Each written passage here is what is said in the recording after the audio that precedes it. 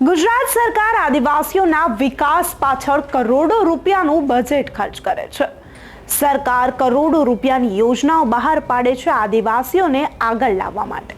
આપણા વડાપ્રધાન નરેન્દ્ર મોદી આદિવાસીઓ સાથે દિલનો નાતો ગણાવે છે।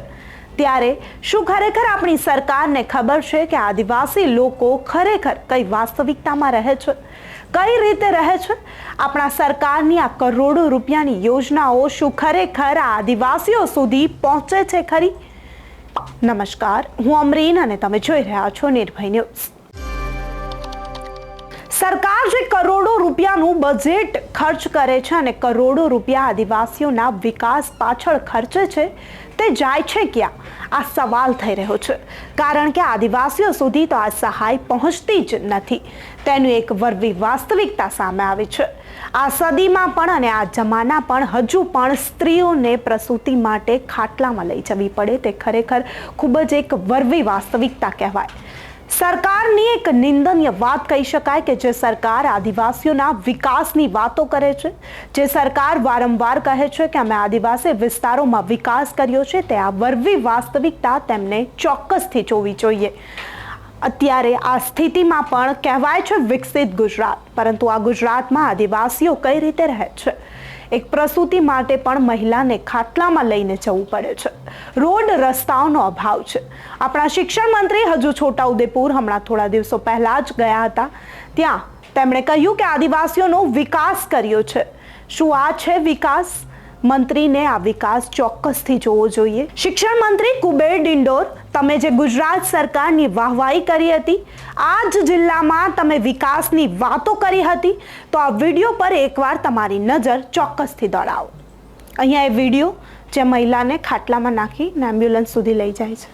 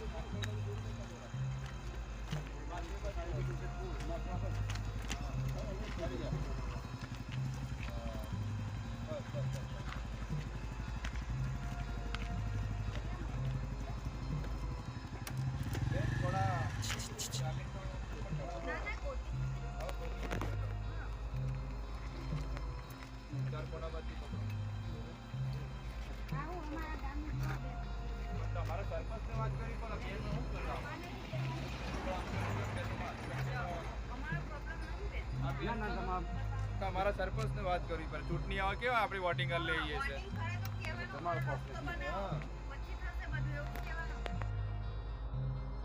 શું આ છે આપણી ગુજરાત સરકારનો વિકાસ? લોકો નિંદા કરી રહ્યા છે ગુજરાત સરકારની કે ગુજરાત સરકાર બહાર જઈ, વિદેશોમાં પણ જઈ અને ગુજરાતની વાહવાહી કરે છે, ગુજરાતનું વિકાસ મોડલ રજૂ કરે છે, પરંતુ ગુજરાતમાં આદિવાસીઓ હજુ પણ કઈ સ્થિતિમાં રહી રહ્યા છે એ ખૂબ જ કડવી અને વરવી વાસ્તવિકતા છે।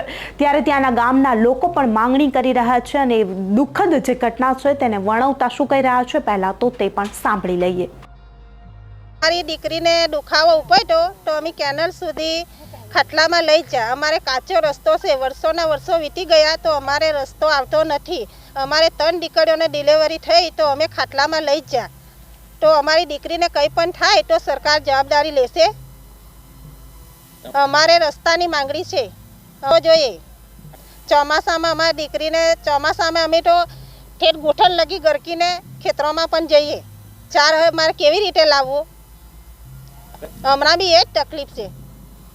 અમારા ગામ વડિયા ફળિયા ઝરકલી પેટા ફળિયા કહેવામાં આવે છે અને અમારા બેનને સાંજે રાત્રે દવાખાને દુખાવો ઉપાડ્યો હતો કહેવાય, એટલે 108 વાળા ભાઈએ ત્યાં ઊભી રાખી હતી અને મને 108ની સુવિધા મળતી નથી કહેવાય, રસ્તા માટેનું જ છે આ તો।